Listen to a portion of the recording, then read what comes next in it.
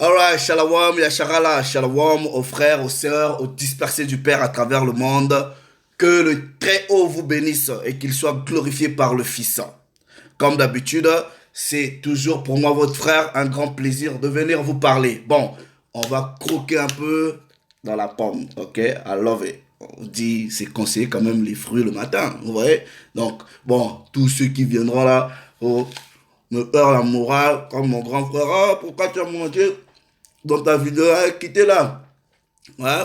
Vous regardez les films de porno, les films de violence, voilà, ça vous pose pas un problème. Donc, on va croquer dedans. Mais je vais vous dire quelque chose, les frères. Vous voyez, j'ai fait un peu, euh, bon, ce que chez nous on appelle le sungi sungi, ok? Et c'est ce que chez les autres frères ils appellent le Kongosa. Donc, j'ai jeté juste un coup d'œil chez le voisin, ouais, le voisin Hollywood. Le voisin a révélé des secrets. Il a révélé dans un film qui seront les prochains esclaves. Maintenant, je dis ceci. Attendez. Si vous voulez vous en vouloir à quelqu'un, allez vous en vouloir au voisin. Maintenant, quand j'ai demandé au voisin, Hollywood, mais d'où est-ce que tu as trouvé l'inspiration de faire un film comme ça? Il a dit, ah ben, c'est dans le livre. Donc, prenez le livre, on va lire le livre, on va aussi voir ce que le voisin nous dit par rapport à ce que le livre dit. Ouais, maintenant, je dis ceci. Ça, c'est, on fait un avertissement, ok? Bon, il faut prendre des précautions d'ordre public, c'est-à-dire, si vous êtes chrétien, spécialement un chrétien noir, pardon, ne regardez pas cette vidéo. Je vous connais tellement, je sais que vous souffrez du syndrome de Stockholm. Donc ne regardez pas cette vidéo. Si aussi vous êtes un voisin chrétien qui n'a pas accepté la vérité du livre, ne regardez pas. Vous voyez, je vous avais dit, le livre là, vous allez le brûler. Vous allez haïr le livre. Donc, on va écouter ce que le voisin dit et on va voir d'où est-ce que le voisin lui-même a tiré l'histoire de sa production. Ouais, la plupart de ceux qui sont dans le christianisme, ou on va dire même carrément tous ceux qui ont été victimes des atrocités de l'histoire, ouais, surtout les chrétiens, là, quand ils voient des trucs comme ça, ils disent non, Dieu est amour, il faut oublier, il faut pardonner, voilà, aimez vos ennemis, aimez ceux qui vous haïssent. Vous savez, c'était qui vos ennemis par rapport à ces versets-là et ceux qui vous haïssent? Bref, donc quand ils voient des images comme ça, ils disent non, non, oublions, nous ne pouvons pas vivre dans le passé, nous devrons voir de l'avant. Toute la rhétorique sentimentaliste là, il faut voir de l'avant. Il faut voir un avenir meilleur. Oubliez le passé. Ça là, ça vous pose un problème. Et, vous voyez, je mets d'abord même la spiritualité de côté. Je redescends un peu étant que un âme. Mais il n'y a pas de pardon sans réparation. En tout cas, pas forcément. Est-ce que vous comprenez? Et pourquoi vous ne pensez pas que la justice peut aussi prendre la forme que le bourreau subisse la même sentence qu'il a fait subir à la victime? Pourquoi vous n'avez jamais imaginé ça?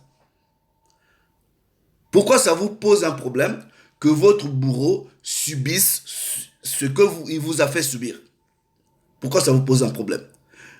Pourquoi aussi vous pensez que Dieu ne peut pas, si déjà il a permis des choses, des atrocités à ceux qu'il a dit qu'il a aimés et qui continuent d'aimer, à plus forte raison à ceux que lui-même il dit qu'il déteste. Why don't you think like that? Quand vous voyez des images comme ça là, ça vous fait quoi? Frère, ce n'est pas une histoire de haine. Soyez réalistes. Voilà. Quand vous ramenez des images comme ça, chez les pasteurs chrétiens, ils vont vous dire non, oubliez, ils sont là, ils sont comme des pédés comme ça, ils sont trop sentimentalistes, émotionnels. Non, oubliez, Dieu lui-même il sait, Dieu lui-même il sait. Bon, vous vous dites que la vengeance, à moi la vengeance, à moi la rétribution. Donc, on va voir si la vengeance et la rétribution appartiennent à Dieu et que sa vengeance et sa rétribution, c'est dans le livre. Nous allons voir ce que le livre dit au sujet de tout ça là. Et nous allons voir ce que le livre dit au sujet de ceux qui ont fait subir ceci aux autres. Vous voyez chez vous là, je vous avais dit, la plupart de vous, vous allez brûler le livre, vous allez le haïr, vous allez le détester. Et à tous ceux qui croient que c'est le voisin qui a ramené le livre au peuple, ça c'est un mythe. Ça c'est la bêtise au plus haut de l'échelle. Est-ce que vous comprenez? Parce que, ouais, si vous avez synthétiquement étudié le livre, prophétiquement étudier le livre, spirituellement étudier le livre, vous allez vous rendre compte que ce livre-là est contre les gens qui sont supposés, selon votre idiotie, vous avoir ramené ça. Comment est-ce que le voisin peut vous ramener quelque chose qui ne parle que contre lui? How come? That's madness. Bref, trêve de bavardage. Nous allons aller voir ce que le voisin nous dit. Vous voyez, ce voisin-là, Hollywood, vous a toujours dit la vérité au travers de plusieurs de ses productions. Mais comme vous êtes dans les émotions, vous allez, il y a un film, vous allez payer de l'argent. Et le voisin vous balance la vérité. En fait, il se moque de vous, vous balance la vérité comme ça. Dans plusieurs productions, on l'a démontré ici, et même plusieurs frères ont des vidéos que le voisin Hollywood vous dit exactement qui sont le peuple de Dieu. Bon, dans cette production-là, le voisin va aller encore un peu plus loin. Maintenant, il va vous dire, selon ce que le voisin a lu dans le livre, qui seront les prochains esclaves. Bon, mettez les émotions de côté. Ceci-là n'est que pure vérité. Donc, en réalité, si vous aimez le Très-Haut, vous devrez aimer sa vérité. Ok? On va écouter le voisin. Vous voyez des trucs comme ça vous pose un problème. Ok? On va écouter le voisin. Et ensuite, on va voir si toutes ces atrocités-là sont arrivées à des gens, vous voyez, et quelle sera la suite du voisin. Ok? On va chez le voisin voir. Use your blonde hair, blue eyes slave versus your dark hair, dark eyes slave. Ah! What is your name, boy? Say it! Of course I can't solve your small slave issue. They're like wild beasts of the field. A dog has a higher intellect. Let me hear you say it. What is your name? These Ophi rebellions are proving to be a big problem. You better learn to say your name, boy.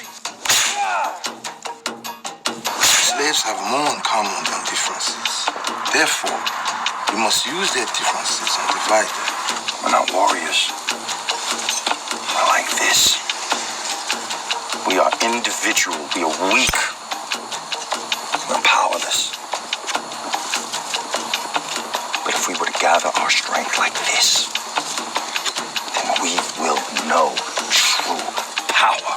I use fear, envy, and distrust. You must use sex, status, color, eye and hair color against them. Pichio, field slaves against those that dwell in the house. Those are just some of the differences I will show you in order to gain total control of yourself. Boy, you better get that proud European nonsense out of your head. You are doing it all wrong. Just causing you to lose money. You invited me here to give you a foolproof method to gain total control of your slaves. It is quite simple. 3 keys. Even a child can use and gain the results. The slaves have more in common than differences. Therefore, you must use their differences and divide them. I use fear, envy, and distrust.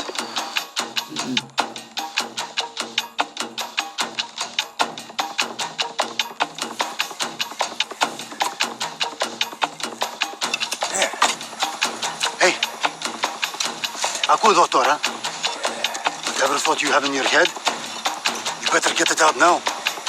The blood. The last spiking adrenaline runs through my veins. I feel no man. You best not let Master hear you talking like that. You're stubborn like a mule. I see those lashes didn't get through that thick skull of yours. Do you know what is more powerful than trust? Love is more powerful than trust. No. Distrust. Speech your old pale skin versus your young pale skin. You must use your blonde hair, blue eyed slave versus your dark hair, dark eyed slave. Male against female. Our envy, my friend, is more powerful than respect, admiration, or adulation. This indoctrination into the pale skin slave subconscious is self-refueling. You'll continue it subconsciously for generations. It can last hundreds, even thousands of years. Alright. Donc, le film, le titre c'est The Making of a Slave. Ok? Maintenant, vous voyez cette toute petite production là que je vous ai montré. En fait, j'estime que Hollywood, le voisin, a fait une production de l'histoire renversée. Ok? Donc, reverse role. So how does that make you feel? Vous vous sentez comment? Vous vous sentez comment? Ne vous énervez pas. Il n'y a pas l'histoire. Ah non, on s'énerve pas. How does that make you now feel? Ok? Bon.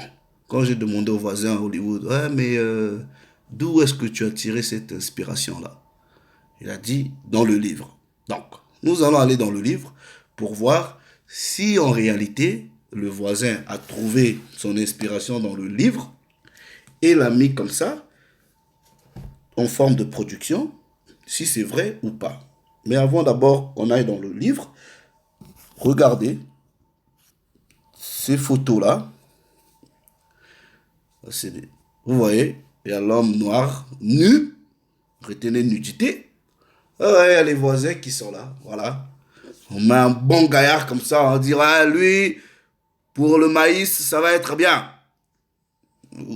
Ou la canne à sucre, il va bien les couper. On voit les muscles, on dit, voilà, c'est bon. Mais des fois, on le présentait comme ça, et bon, s'il n'avait pas plu au voisin, comme la Bible dit, voilà, on va te présenter sur des marchés, et il y aura peut-être personne pour t'acheter. Donc, voilà, ça, il n'y a pas de problème, hein. Nous, on accepte ça. Vous voyez, toutes ces cicatrices-là, ok, derrière le dos, nous, on est stoïque, no problem. Ça, là, il n'y a pas de problème. Et ça, we love it, il n'y a pas de problème, ok. Bon, ça, quand vous allez dans plusieurs sites historiques, vous verrez ça, hein, ce sont des chaînes où, voilà, des jougs de fer qu'on attachait nos grands-parents, hein. Voilà, ça et là, nous, on n'a pas de problème avec, ok? Donc, jusqu'à là, on est bien, on est des amis. On croque un peu dans la pomme. Ça, là, voilà. Et là, il ressemble à mon cousin. Il ressemble un peu à le visage de mon cousin. Non, je vous dis la vérité. Bref, bon, voilà, ça pas de problème, ok? On vous entasse, allez, vous rentrez dans les bateaux, on tasse les chaînes, on vous met un peu de chaînes parce que comme vous êtes un peu imprévisible, hein, et tant que des hommes noirs, ben, tant mieux, on vous attache. Ok? Allez, ça, il n'y a pas de problème. On est rentré dans les bateaux. On est parti Jamaïque, Haïti, Espagne, Brésil, whatever, Amérique, Argentine, whatever. We took it with happiness, with joy. On a accepté ça, il n'y a pas de problème. Donc, jusqu'à là, on ne se plaint pas. Ça encore. Celui-là, il ressemble un peu... On avait un pote à moi, là, on l'appelait souvent Obiang. Il a la tête du papa d'Obiang. Ça peut peut-être être son grand-père. Bon, bref, ouais, voilà. Lui, là. Ça, c'est pas un problème. Bon. Ça, les mains, là, ça ressemble à qui? Ça, voilà. Ces mains-là me disent quelque chose. Mais bref, bon. Donc, jusqu'à là, on n'a pas de problème. Maintenant, on va aller un peu voir dans le livre si ça, là, c'est arrivé à des gens. Ok? Donc, c'est pas un problème. Nous partons. Premier précepte. Comme je vous avais dit, si vous êtes chrétien, ne regardez pas. Premier précepte, vous savez où je vais partir? Deutéronome, chapitre 28. On va lire le premier verset. Ok? Ça, il n'y a pas de problème. Vous aimez le livre? Ouvrez le livre. Verset 1er Deutéronome. Excusez-moi. Chapitre 28. Si tu obéis à la voix de l'Éternel. Donc ici, là, on parle au Ban Yasharala. Bon, pour que vous sachiez que ici, on ne parlait pas à n'importe qui. On repart un peu, parce que la parole se lit ligne sur ligne, précepte sur précepte. Deutéronome chapitre 1, verset 1er. Voici les paroles que Moshe adressa à tout Yasharala de l'autre côté du Jourdain, dans le désert. On vous dit, il adressa à tout Yasharala. Donc, il n'y avait pas les voisins, ok? Il n'y avait pas les voisins dedans. Donc, on repart dans le chapitre 28, premier verset. Si tu obéis à la voix de l'Éternel, ton pouvoir, en observant et en mettant tous ces commandements, en mettant en pratique plutôt tous ces commandements que je te prescris aujourd'hui, l'Éternel, ton pouvoir, te donnera la supériorité sur toutes les nations de la terre. Donc, verset 2, voici toutes les bénédictions qui se répandront sur toi et qui seront ton partage lorsque tu auras obéi à la voix de l'Éternel, ton pouvoir. Donc, il y avait des commandements, des statuts, des directions, des instructions que le Père, au travers la personne de Moshe, avait donné au Ban Yasharala. Donc la seule condition, c'était, si tu suis ces commandements, tu seras toujours top of the list. Ok? La tête. Maintenant, verset 15. Mais si tu n'obéis pas à la voix de l'Éternel, ton pouvoir, si tu n'observes et ne mets pas en pratique tous ces commandements et toutes ces lois que je te prescris aujourd'hui, voici quoi? Toutes les malédictions qui viendront sur toi et qui seront ton partage.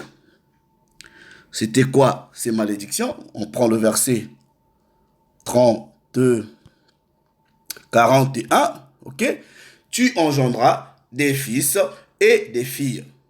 Oh oh, ils seront à qui? Ils ne seront pas à toi. Ils deviendront qui? Ils deviendront haïtiens, jamaïcains, noirs américains, brésiliens, ils deviendront guadeloupéens, martiniquais. Ils ne seront plus à toi. Ils deviendront français, anglais.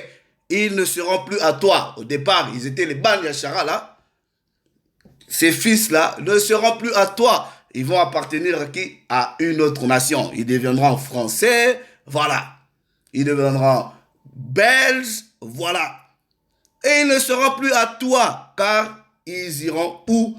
En captivité. C'est pas fini.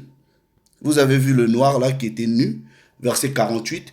Tu, c'est-à-dire vous les Ban Yashara là, tu serviras au milieu de la faim, de la soif, de la disette, de toutes ces choses. Vous voyez, quand les grands-parents travaillaient dans les champs, là, ils avaient faim et le voisin était sur son cheval avec le fouet. Des fois, quand tu es fatigué, un coup de fouet pour te donner un peu d'énergie. Allez, coupe encore la canne à sucre. Pas de problème.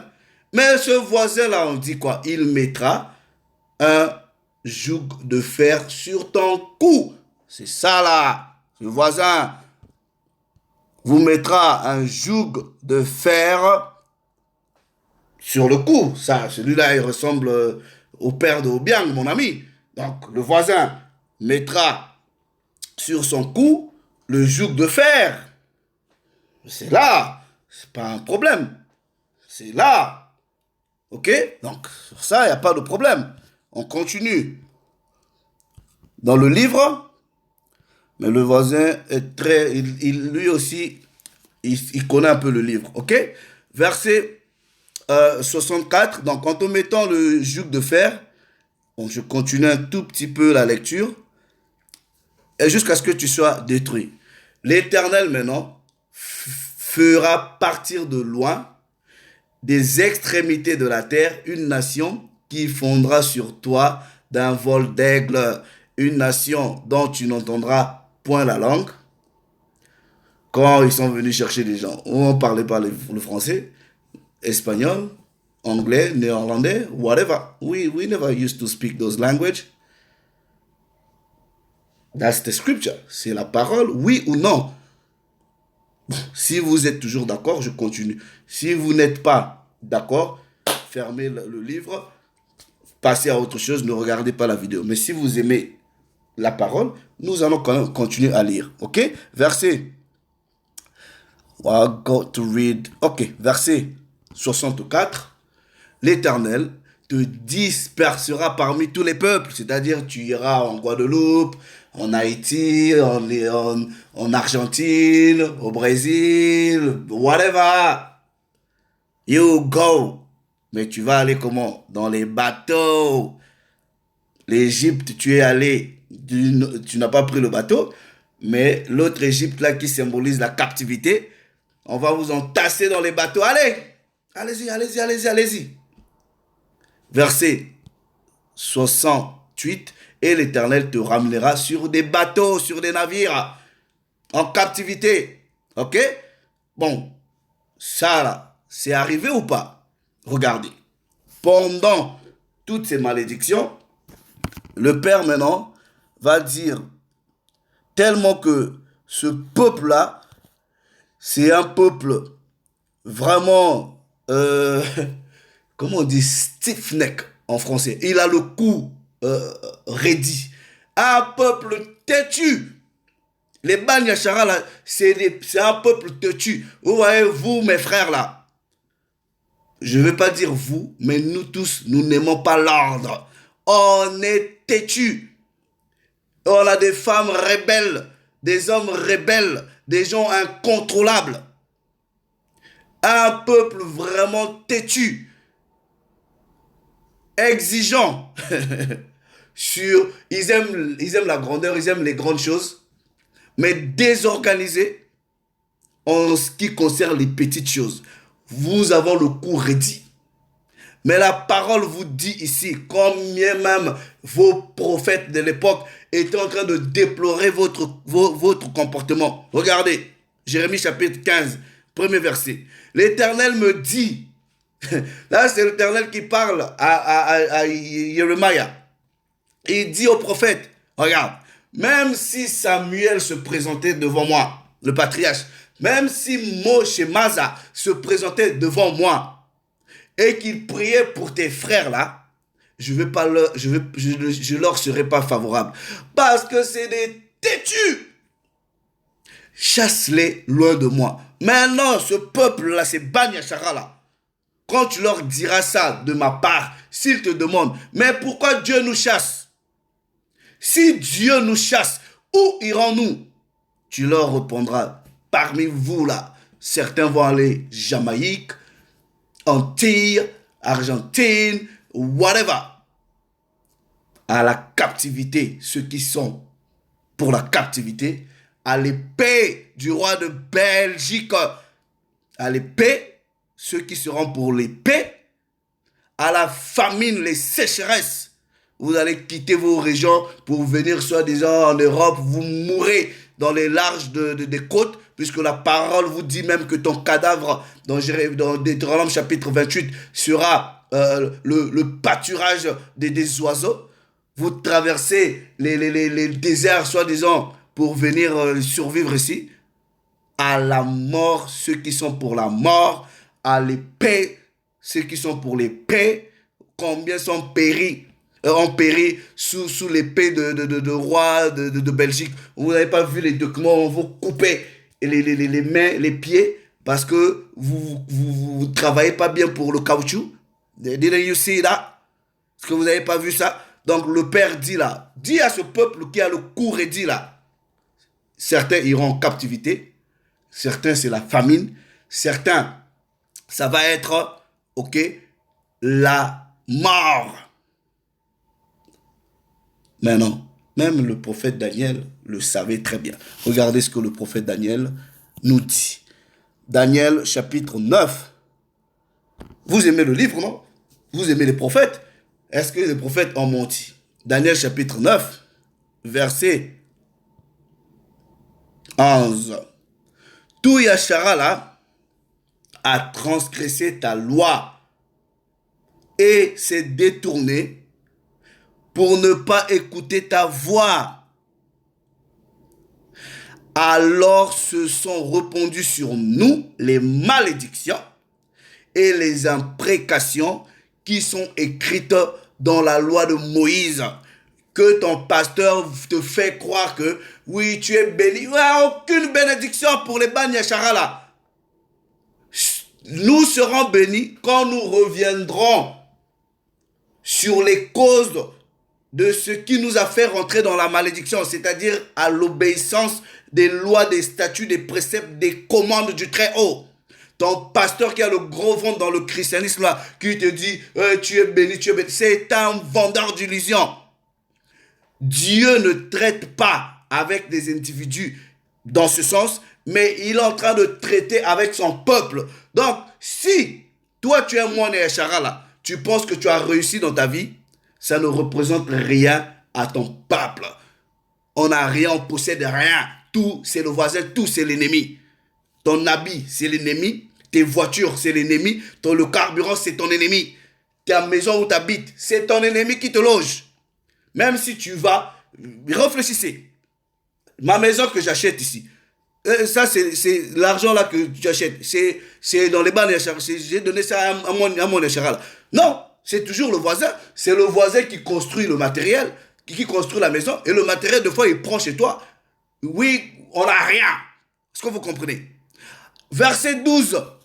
Il a accompli les paroles qu'il avait annoncées, qu'il avait prononcées contre nous et contre nos chefs qui nous ont gouvernés.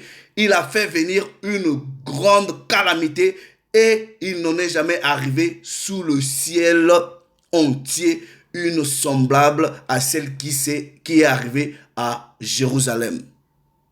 Comme cela est écrit dans la loi de Moïse. C'est arrivé, oui ou non? Jusqu'à là, vous êtes content avec le livre? Maintenant, regardez. Regardez la consolation, ok?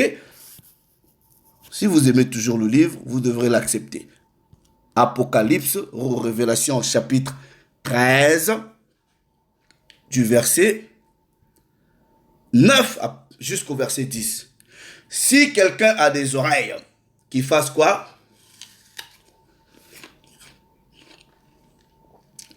Qu'il entende. Donc, j'espère que depuis là, vous avez entendu les prophéties. Mais non. Si quelqu'un mène en captivité, il faut qu'il fasse quoi? Il ira en captivité. Si quelqu'un tue par l'épée, il faudra qu'il soit tué par l'épée. Maintenant, je vous pose la question. Est-ce que les Bani Yachara là n'ont-ils pas été emmenés en captivité? Oui ou non? Est-ce que les Bani Yachara là n'ont-ils pas péri sur l'épée? Oui ou non? C'est votre réponse. Vous pouvez la garder. Mais la parole vous dit, si quelqu'un mène en captivité, il ira lui-même en captivité. Si tu as tué par l'épée, il faudra que tu sois tué par l'épée. Maintenant, ce que Hollywood a fait là, Hollywood n'a lu que ce qui est écrit. Maintenant, on va voir, est-ce que ceux qui ont emmené les autres en captivité iront en captivité? Est-ce que la parole avait prophétisé ça quelque part? Je ne sais pas. Dites-moi, votre pasteur déjà vous a dit ces choses-là? Ok. Maintenant, si vous continuez toujours à aimer la parole, on va aller voir si la parole a dit, ah ben, ceux-là qui vous ont mis en captivité, là, ils seront vos captifs. Nous allons lire ça. Ésaïe, chapitre 14. I love this. Ésaïe, chapitre 14. Bon, on va lire. Verset 1er. Car l'Éternel aura toujours pitié de Jacob, Israël, Yasharala, toujours et toujours. Il choisira encore Israël. Il ne va pas choisir les Édomites, il ne va pas choisir les Égyptiens, les Amourites. No, never. That ain't gonna happen. That ain't gonna happen. Ça ne se passera jamais comme ça. Il les rétablira où? Dans leur pays. Maintenant, les étrangers, vous voyez ces étrangers-là, ce sont les voisins qui ont compris la vérité et qui se sont soumis à la vérité et se sont joints au peuple. Mais on vous dit ceci, les étrangers se joindront à eux et ils s'uniront à la maison de Jacob. Verset 2, les peuples les prendront, c'est-à-dire les Bani Yashara prendront ces étrangers-là qui vont se joindre à eux et les ramèneront à leur demeure. Nous allons ramener ces étrangers-là, ces voisins-là, à notre demeure, quand le Père va nous établir. Quand on parle de demeure, c'est-à-dire il nous établit sur notre terre, il nous établit sur notre héritage, il nous établit sur nos biens naturels, nous gouvernerons tout. Tout sera en notre contrôle. Pour l'instant, là, on ne contrôle rien. On vous dit, on les ramènera à leur demeure, à notre demeure, et la maison d'Israël, la maison de Yashara, là, les possédera. Ok? On va posséder. Ces étrangers-là deviendront les possessions. De la même façon, aujourd'hui, on a été leur possession. On a reçu leur nom, les Smith, les Bertrand, je sais pas, Wilson, vous voyez, William, les Allegra, on a reçu, on a été leur possession, on nous a imposé ces noms-là. You get me?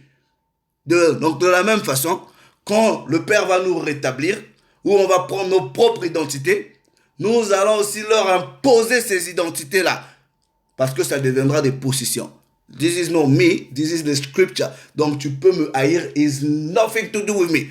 I was not there when this was written. J'étais pas là. Les possédera dans le pays de l'Éternel comme qui? Comme serviteurs et comme servantes. Mais ça ne s'arrête pas seulement à la possession. On va vous retenir. Ils retiendront captifs ceux qui les avaient fait captifs. Ils domineront sur leurs oppresseurs. Mais c'est exactement ce que le voisin m'a dit par rapport à son film. Vous avez vu le film? Nothing wrong with that. Maintenant, le voisin va dire à ton pasteur qui te bouffe l'argent là, non Dieu, il faut leur dire d'aimer, d'oublier, ils vous créent des histoires, Black History Month, what is that nonsense? Faites des bisous, pardonnez, réconciliation. That's not the scripture. Ça, c'est pas ce que la parole dit. Ça, c'est pas... Ou vous avez vu là, allez, faites les bisous, tout ça, là, pardonnez, ou c'est l'amour. Oubliez. Dieu dit dans sa parole, si vous croyez, ceux qui vous ont emmenés en captivité deviendront vos captifs. Ceux qui vous ont tués par l'épée seront tués par l'épée. Il faut lire aussi les prophéties. C'est pas nous qui allons faire ça, physiquement. c'est le Christ qui viendra avec toute l'armée céleste. He's gonna deal with that. Nothing to do with us. C'est pas nous. Donc, tous ceux qui viennent haïr mes frères parce que nous ne faisons que lire le livre, vous tapez sur les mauvaises cibles. Je vous avais dit, vous allez brûler le livre. Ok. Maintenant, on va aller dans Abdias. Il y en a qui n'aiment pas les prophéties de ce prophète. Abdias. C'est pas loin. Regardez. Abdias. Ouh. Verset 8. N'est-ce pas en ce jour, dit l'Éternel, que je ferai disparaître d'Édom les sages et de la montagne d'Ésaü l'intelligence. Tes guerriers, même si vous avez soi-disant l'arme nucléaire ou toutes les armes là, rien du tout. Tes guerriers hautement seront dans l'épouvante. Car tous ceux de la montagne d'Ésaü périront dans le carnage. Périront dans le carnage. Pourquoi? À cause de ta violence contre ton frère. Yasharala, Jacob. Tu seras couvert de honte et tu seras exterminé pour toujours. That's not me. C'est pas moi. Moi, je ne fais que lire. Verset 15. Car le jour de l'Éternel est proche pour toutes les nations. Il te sera fait comme tu as fait. Il te sera fait comme tu as fait. Tes œuvres, c'est-à-dire toutes les sévices, tout ce que tu as fait subir aux autres, il te sera fait comme tu as fait. Tes œuvres retomberont sur ta tête. You tell me, man. Est-ce que vous croyez à cette parole, oui ou non? Car, vous les nations, il n'y a pas que d'hommes, hein? Tous ceux qui... Il n'y a pas que d'hommes, frère. That's where you get it twisted. Chinois, dedans. Indiens, dedans. Et les autres, même africains, là, qui se disent africains, dedans.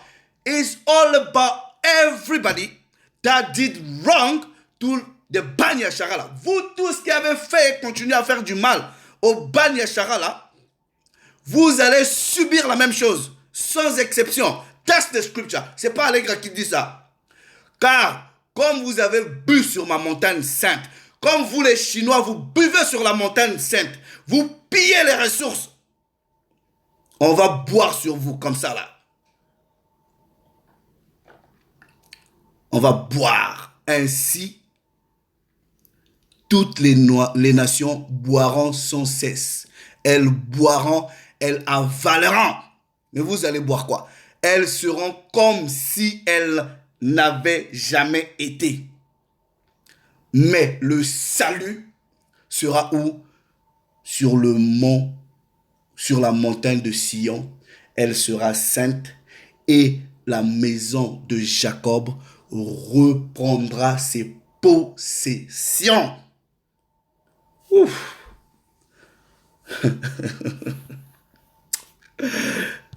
Oh, praise to the Most High. Oh, praise to the Most High. Verset 19. Ceux du midi, c'est-à-dire ceux qui se retrouvent dans le sud, posséderont la montagne d'Ésaü, la montagne d'Édom. Et ceux de la plaine dans le pays des Philistins. Les Philistins, ce sont les Africains. Et on peut vous dire qui sont les Philistins à l'heure actuelle. On les connaît. Ouais, tous, vous pensez que vous prenez le qualificatif africain, c'est tout simplement parce que vous vous retrouvez dans ce continent-là.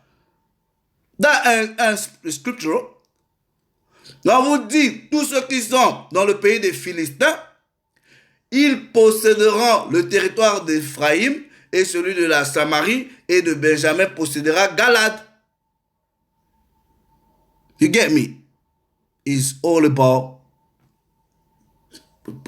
reprendre vos possessions. Maintenant, si vous me dites, vous croyez au livre, donc on peut s'accorder que oui, ce que les prophètes ont dit, comment ce que Dieu a dit sur nous est arrivé sur nous, et vous voulez toujours discuter sur ce que Dieu a dit sur vous les nations. I don't get it.